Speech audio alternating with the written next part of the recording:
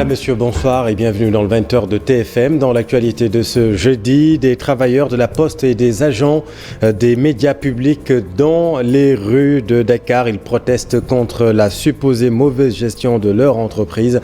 Reportage à suivre. Elle était loyale, discrète et surtout dévouée. L'Assemblée nationale endeuillée par la disparition de Marie-Joséphine Diallo, secrétaire générale de l'hémicycle depuis 1996. Les témoignages éloquents affluent. Le ministre de l'Intérieur et de la Sécurité publique vole au secours des agents de la DGE.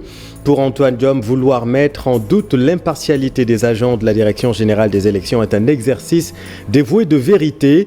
Le ministre a présidé le lancement du programme Nieti Élections. On vous explique tout dans cette édition. Ouverture de la 14e biennale de l'art africain contemporain de Dakar. Le président Macky Sall annonce la création de l'École nationale des arts et métiers de la culture. Les travaux vont bientôt démarrer à Diamniadio. Et puis à suivre notre rubrique Les bonnes feuilles de la rédaction. On s'intéresse à l'ouvrage de feu Maître Mamadou Diop. La gouvernance sécuritaire, construire et garantir au Sénégal la sécurité pour tous. Note de lecture en fin d'édition.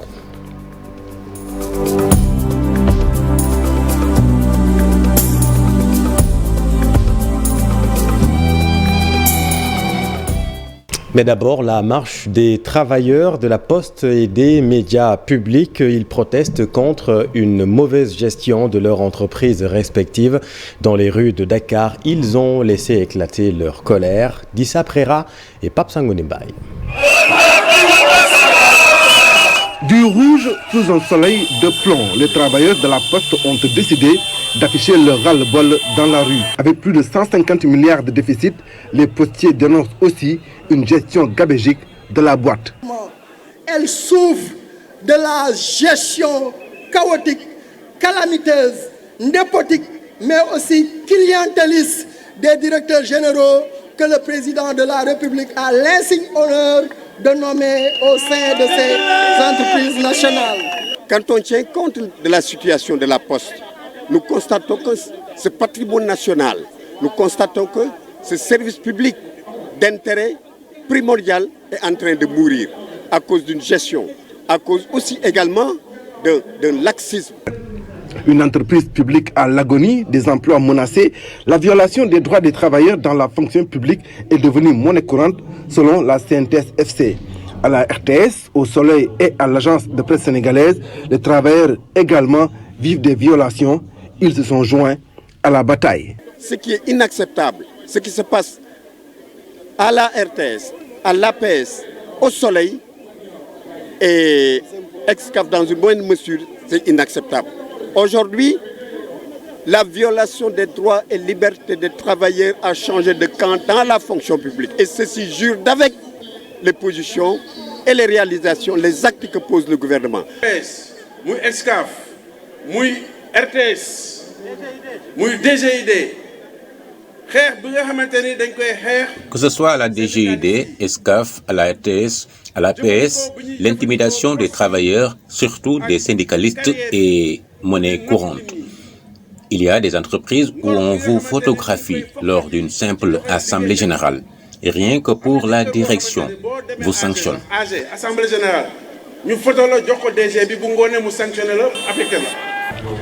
Une entreprise publique presque au fond du gouffre, des droits des travailleurs bafoués dans d'autres.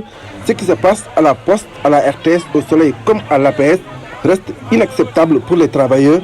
Pour eux, le combat ne fait que commencer. Dans le nord du Sénégal, des agents municipaux de la mairie de Ourossogui menacent de s'immoler devant la mairie, dirigée, vous le savez, par Maître Moussa Bokar Thiam.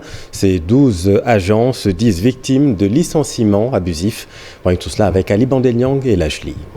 Sont 12 désormais ex-agents municipaux très remontés contre le maire de Ourossogui.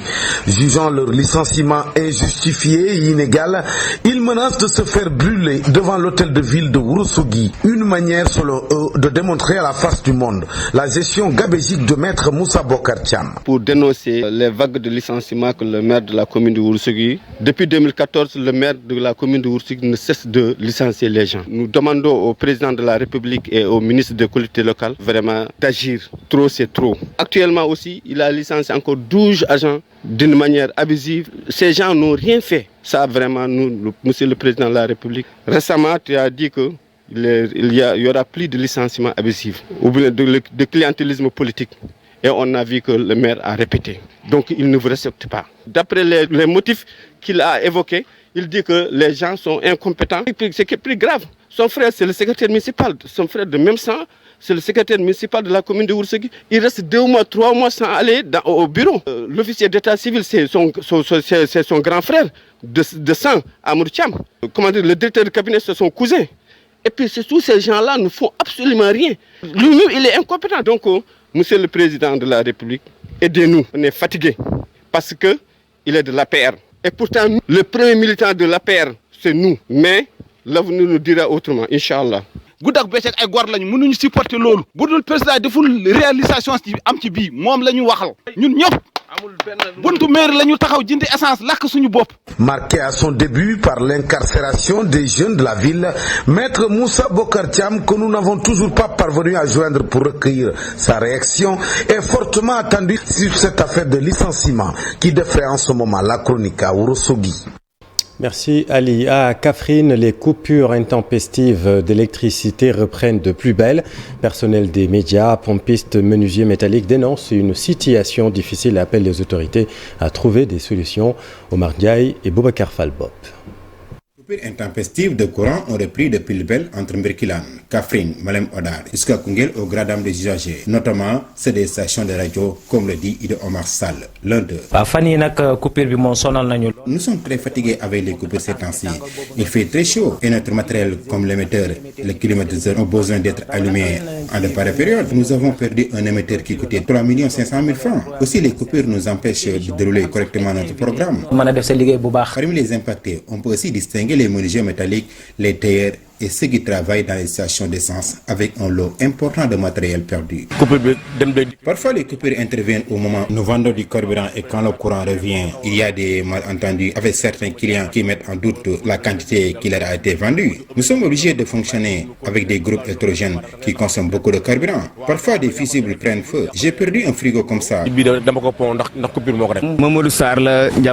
C'est Modou Sarr, menuisier métallique à Diamaguène Diobène. Les coupures sont fréquentes et c'est de jour comme de nuit. On n'arrive même pas à dormir la nuit puisqu'il fait chaud. C'est difficile de travailler avec la journée et on peine à respecter nos engagements vis-à-vis de nos clients sur les dates de livraison des commandes. Et certains sont souvent mécontents, mais on n'y peut rien avec les coupures.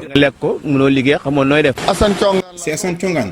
Avec les coupures, nous avons des difficultés à moudre le mil. Certains qui ont ainsi des difficultés à avoir de quoi manger. Les populations demandent l'arrêt sans d'arrêt des coupures, surtout en cette période de canicule, d'autant plus que malgré tout, les factures restent chères pour la plupart d'entre elles qui peinent à joindre les deux bouts. Merci Omar. L'autre grand titre de cette édition, l'Assemblée nationale endeuillée par la disparition de Marie-Joséphine Diallo. Elle occupait le poste de secrétaire générale de l'hémicycle depuis 1996. Loyale, discrète, mais surtout dévouée selon les témoignages des parlementaires Habib Faye et Diafar Apa.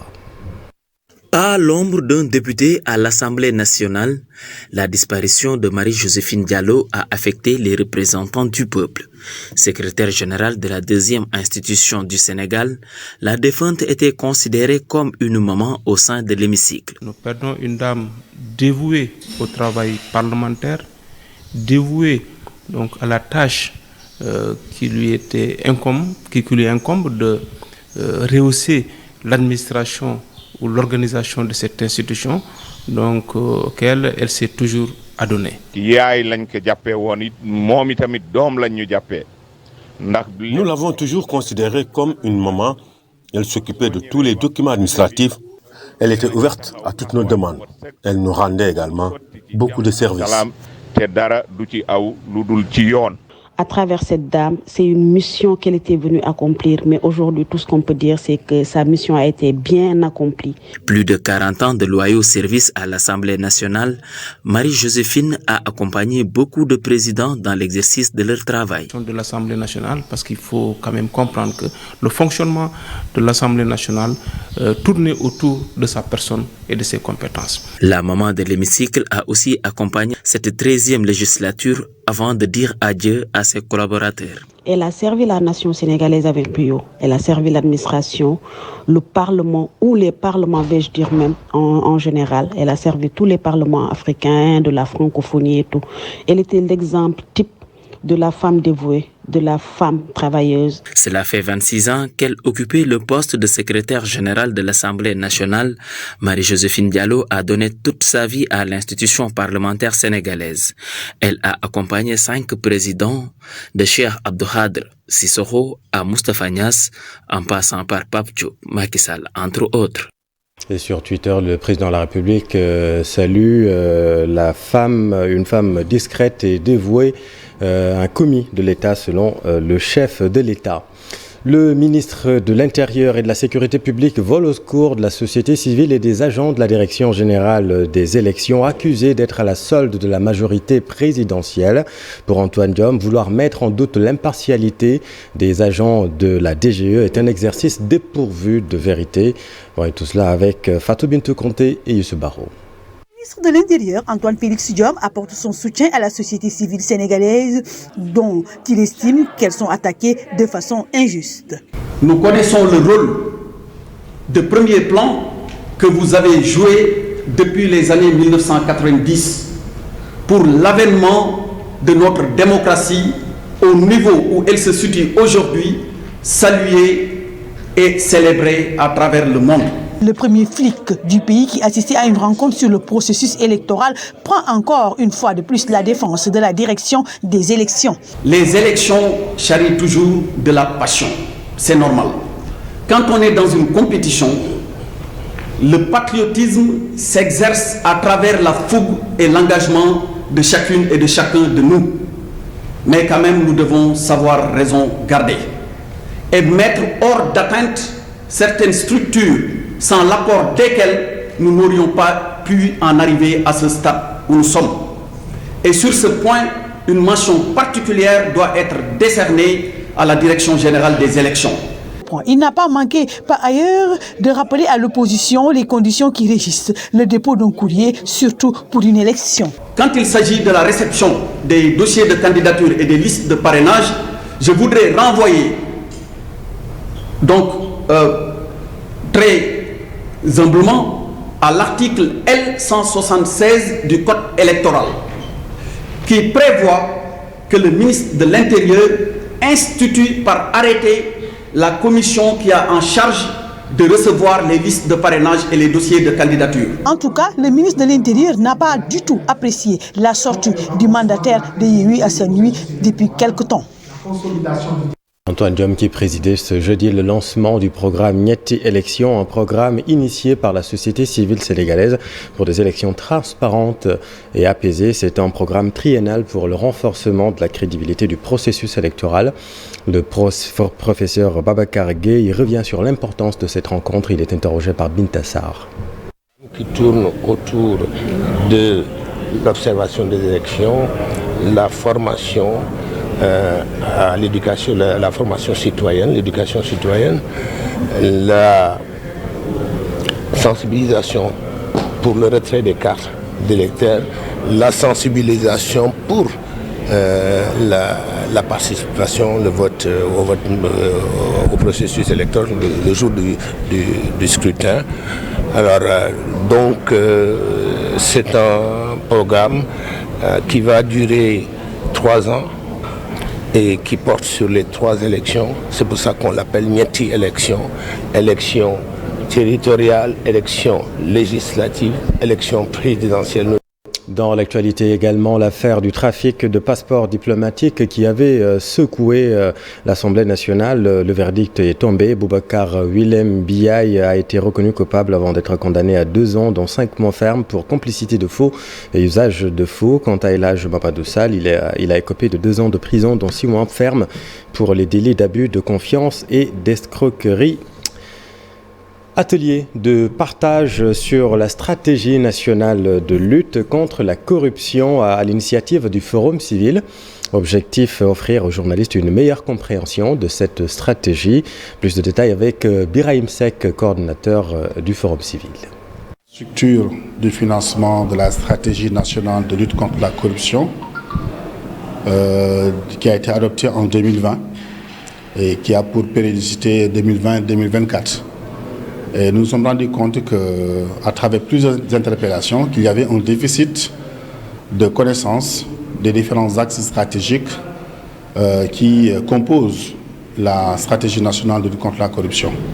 C'est dans ce sens-là que nous avons convié les journalistes pour discuter avec eux sur les différents objectifs spécifiques des axes stratégiques, qui sont au nombre de 3, mais également sur les actions qui doivent être menées pour cet axe stratégique, et les activités que les gestionnaires de la stratégie devaient développer pour 2020 et jusqu'à 2024. Mais on s'est rendu compte qu'il y a énormément d'activités qui n'ont pas été réalisées.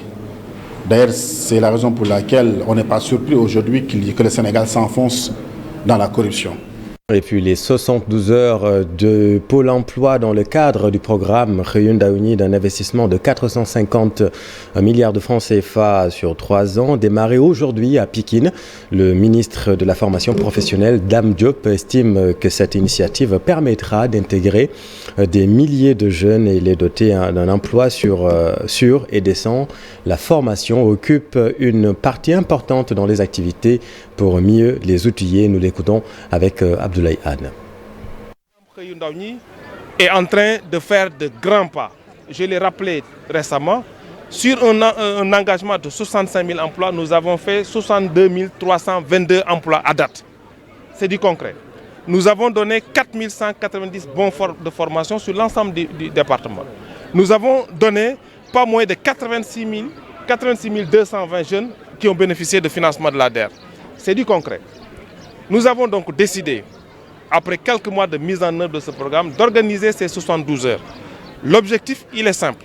C'est pour faire encore de la communication envers la jeunesse pour qu'ils aillent fréquenter le pôle emploi. Que les jeunes de Pikine puissent venir rencontrer toutes les structures qui s'activent dans la formation, le financement, l'accompagnement. Et la mission que nous avons assignée à ces structures, c'est qu'au bout de ces 72 heures, les jeunes qui se sont inscrits au pôle ou bien qui sont venus ici pendant ces 72 heures s'inscrire, doivent avoir obligatoirement une réponse à leur requête. Pour sa part, le directeur général de l'ANAMO demande plus de moyens pour l'Agence nationale de la maison de l'outil qu'il dirige lui-même. Pour Maodo Malik Mbaye, l'ANAMO est un instrument public pertinent qui peine à remplir ses missions à cause d'une faiblesse budgétaire. Le voici avec Mamadou Fall. Que si l'État du Sénégal, si le ministère des Finances, si le président de la République, si notre ministre de l'Intérieur parie sur l'ANAMO en nous dotant de moyens, nous sommes sûrs de pouvoir relever le défi de l'emploi et de l'insertion auprès de notre ministre de tutelle et selon la vision du président de la République. Chaque fois que l'État du Sénégal a mis dans les caisses de l'ANAMO 167 000, nous avons formé, accompagné et orienté à l'insertion un Sénégalais. Et chaque fois, quand nous arrivions à la tête de la maison d'outils en 2012, il y avait 2 maisons d'outils qui existaient par convention. Il y avait 0 maison d'outils. Par la grâce de Dieu et le soutien des autorités, nous sommes arrivés à une 12aine de maisons d'outils qui sont la propriété de l'État du Sénégal.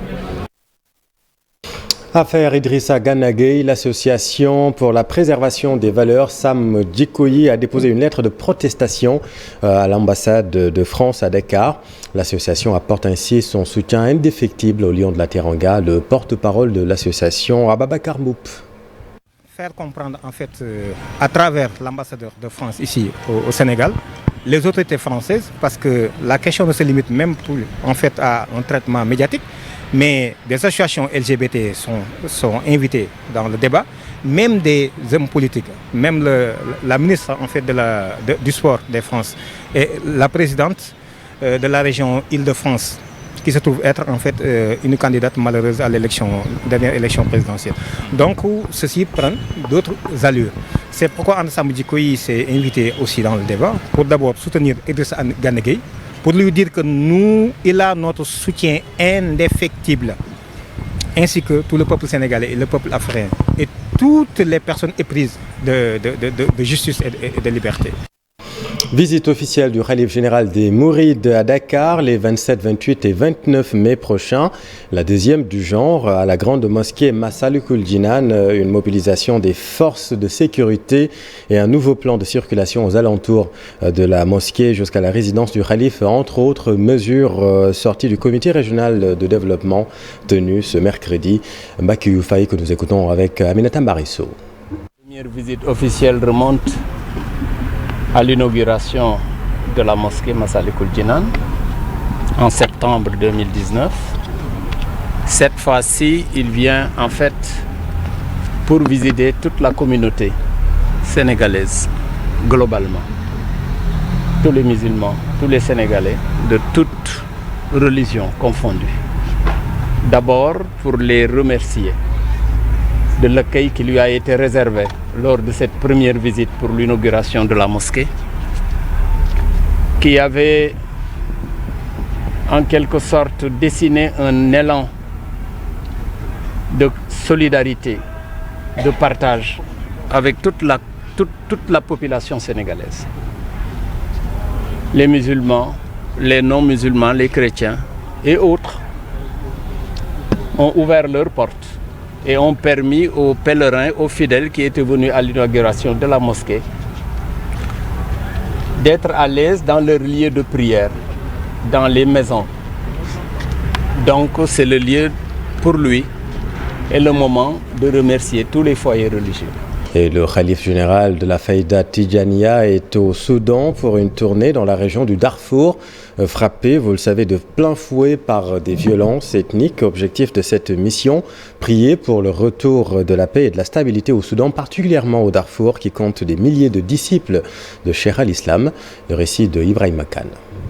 Descente de l'avion en terre soudanaise, Cheikh Mouhamadou Maïnias a été accueilli par le ministre soudanais du développement social. Pour ce périple sous-tendu par la paix et la stabilité, le saint homme de Medina Baye a été reçu par le ministre soudanais de la Défense, mais également le porte-parole du gouvernement, avant de s'entretenir ce jeudi avec le président du Conseil de souveraineté de la transition, Abdel Fattah al-Burhan. Depuis le coup d'État en octobre, le Soudan est plongé dans le marasme politique et économique, sans compter les violences entre les Arabes et les minorités ethniques. Selon l'ONU, 20 des 45 millions de Soudanais seront confrontés à l'insécurité alimentaire. Rien que dimanche dernier, pas moins de 168 personnes ont encore été tuées au Darfour lors de heurts opposant des éleveurs arabes à des agriculteurs africains. Le Darfour, justement, la région privilégiée de cette tournée du Khalif général de la Faïda Tidjaniya, par ailleurs président de l'Union islamique africaine. Samedi, Cheikh Mouhamadou Maïnias, en compagnie de Cheikh Mahi Aliou Cissé, directeur de l'Institut islamique africain américain, porte-parole de la Faïda et de plusieurs savants et cheikhs du Sénégal, se rendra à Djinina, première étape de la tournée dans la région du Darfour. Le saint homme va formuler des prières dans les différentes localités qu'il va visiter, des localités où l'on retrouve une forte concentration de disciples du vénéré Cheikh al-Islam. Une tournée qui prendra officiellement fin le 28 mai prochain, après l'étape de Seyala. Merci Brahima. Retour à Dakar. Le médiateur de la République milite pour une meilleure prise en charge des malades mentaux errants. Demba Kandji suggère une modification de la loi, mais également la création de centres spécialisés dans la prise en charge des malades mentaux errants. Demba Kandji que nous écoutons.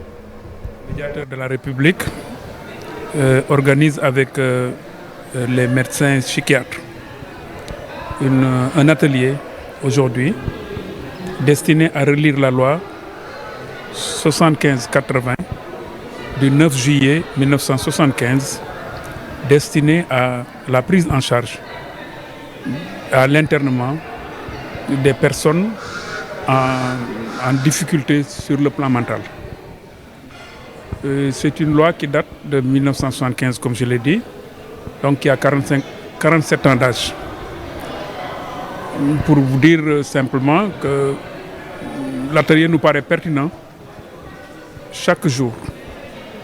Avant d'arriver au bureau, vous et nous côtoyons des concitoyens en difficulté dans ce domaine, qui dorment dans la rue, qui sont laissés à eux-mêmes. Parce que les familles, faute de pouvoir les référer à des structures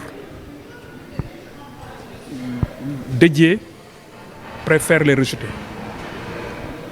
Nous recevons de façon récurrente des réclamations dans ce sens. Et puis l'autre grand titre de cette édition, c'est l'ouverture de la Biennale de Dakar. 2500 artistes vont prendre part à la Biennale des Arts de Dakar, présidée ce matin par le chef de l'État, Macky Sall. Pour une évolution parfaite de nos artistes, le président, le chef de l'État, envisage de construire une école des arts à Diamniadio. Reportage Mamadou Fall et Amadou Ba. Le lancement de la 14e édition de la Biennale des Arts a été présidé par le chef de l'État Macky Sall. Il a par ailleurs souligné une évolution positive de plusieurs éditions. Mesdames et messieurs, entre ces éditions de 2016 et de 2018, la Biennale a beaucoup innové et évolué, autant dans son esprit que dans sa pratique. Nombre de recommandations avaient été alors formulées et la réflexion se poursuit. Pour une explosion artistique, le président Macky Sall compte créer le cadre, un cadre devant aider les génies créateurs sénégalais. Le talent seul ne suffit pas. Il faut créer un environnement stimulant qui intègre méthodiquement la formation pour soutenir la montée en puissance de l'art contemporain africain. Et c'est la raison pour laquelle je tiens beaucoup à la construction de l'École nationale des arts et métiers de la culture. Je construirai à la nouvelle ville de Diamniadio. Cette nouvelle école des arts devra permettre à la communauté artistique de se réinventer. Pour une biennale réussie, le chef de l'État se plaît même de raconter une histoire. Et le Sérère, qui est un fervent défenseur, un fervent attaquant, j'allais dire, du Tchèp, il dit à son frère, Guida Monyam Mbalo, Lomoyna Djagan, et Jurom Fuk Tibrek la Am, La Biennale Dakar a été annulée 2 ans de suite à cause de la pandémie. Elle est ouverte ce matin avec 16 expositions. 2500 artistes vont y participer. Merci Mamadou. Dans notre rubrique Les bonnes feuilles de la rédaction, on s'intéresse aujourd'hui à l'ouvrage de feu Maître Mamadou Diop intitulé La gouvernance sécuritaire, construire et garantir au Sénégal la sécurité pour tous. Pour coller à l'actualité dans cet ouvrage, l'ancien maire de Dakar décédé le 26 mars 2018 a essayé de comprendre toutes les situations qui peuvent affecter la sécurité. Note de lecture, Ibou Diouf. L'ouvrage débute par une introduction générale séquencée en paragraphes. Le défondateur s'est posé aussi des questions de taille. D'abord sur la gouvernance et en quoi est-elle liée à la sécurité. Ensuite, la gouvernance comme exercice du pouvoir et de l'autorité.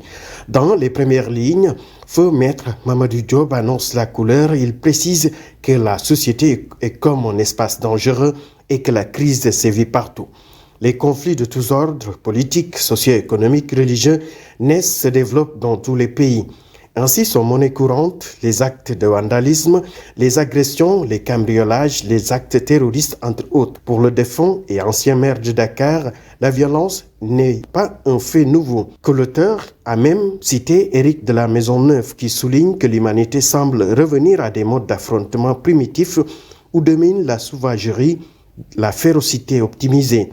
Et si l'on peut dire, par l'emploi de mode moderne. L'ancien avocat et ancien officier de la gendarmerie définit la sécurité comme la confiance, la tranquillité, l'esprit résultant de la pensée qu'il n'y a de péril à redouter. La pertinence de cet ouvrage réside dans le fait que la situation de chaos qu'évoque l'auteur est encore d'actualité. Ce docteur en droit et en philosophie avait soutenu que la bonne gouvernance sécuritaire, c'est aussi l'harmonisation des interventions et l'implication de la population dans le processus. L'ancien édile de Dakar souligne dans son livre que la criminalité s'installe de manière durable et se manifeste sous de formes extrêmement variées.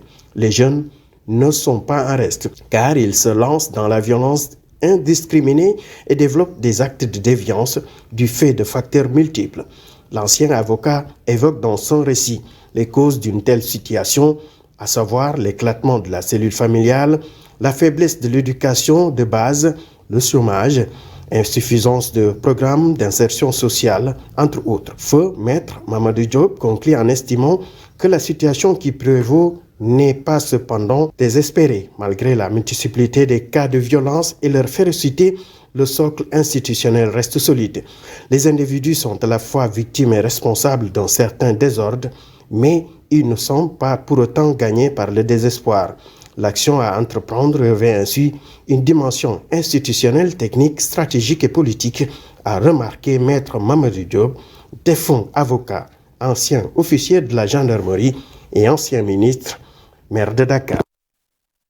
Merci Ibou. Et puis l'affaire Gana Gueye se greffe aussi à l'actualité sportive.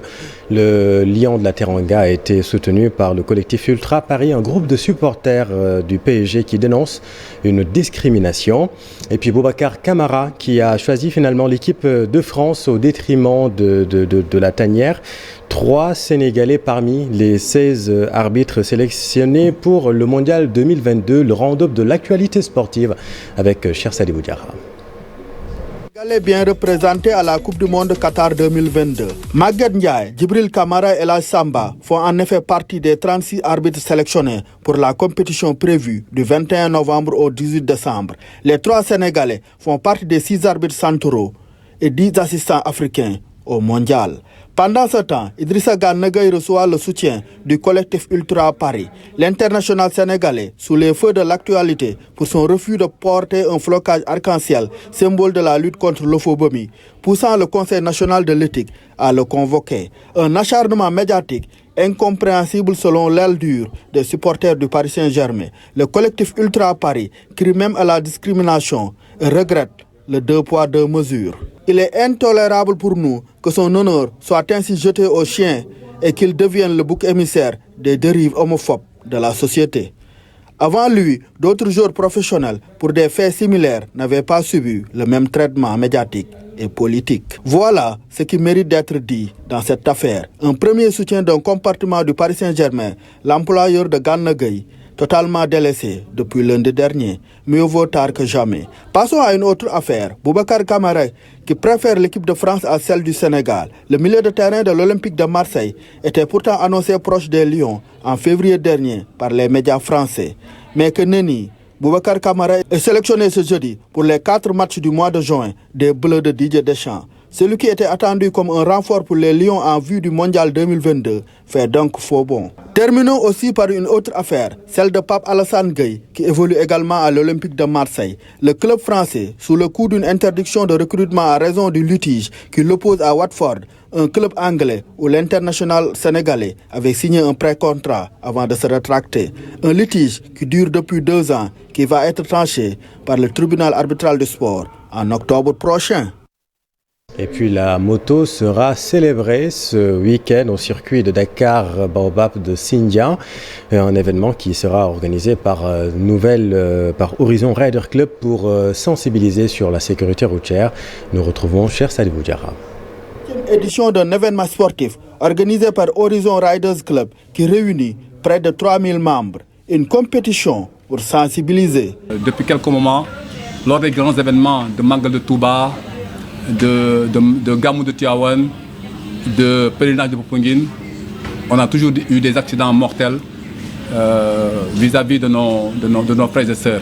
Et aujourd'hui, Horizon Rider est un club de moto de passionnés d'abord, qui organise ces genres d'événements pour permettre aux passionnés de moto de pouvoir s'épanouir, de pouvoir éviter les courses dans les rues de Dakar, ce qui est dangereux d'ailleurs, et ce qui a causé effectivement beaucoup de pertes dans nos rangs. Les courses de moto sont de plus en plus nombreuses, d'où la demande solennelle aux autorités pour l'octroi d'un circuit public. Et aujourd'hui, toujours dans le cadre de sensibiliser, on est obligé d'aller dans un circuit qui n'est pas le circuit de l'État, qui n'est pas le nôtre, c'est un circuit privé. Et je profite de l'occasion aussi pour lancer un appel à nos gouvernants. Pensez de penser au monde de motards. Parce que le monde de motards, c'est un autre monde, il faut y participer, il faut les fréquenter pour pouvoir les comprendre. Et ça va nous permettre aussi d'éviter les accidents mortels, ça va nous permettre ici aussi d'éviter les rodéos dans les quartiers, les wheelings dans les quartiers.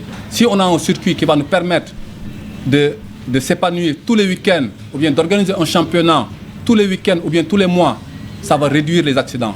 Joindre l'utile à l'agréable, c'est l'objectif recherché par Horizon Riders Club à travers son grand prix de course de moto ce week-end. Ce week-end, les participants vont être sensibilisés sur le danger du non-port de masque. Merci cher, c'est la fin de cette édition. Merci infiniment de l'avoir suivi. L'info continue dans un instant dans la dernière partie de Soir d'Info. Binta Diallo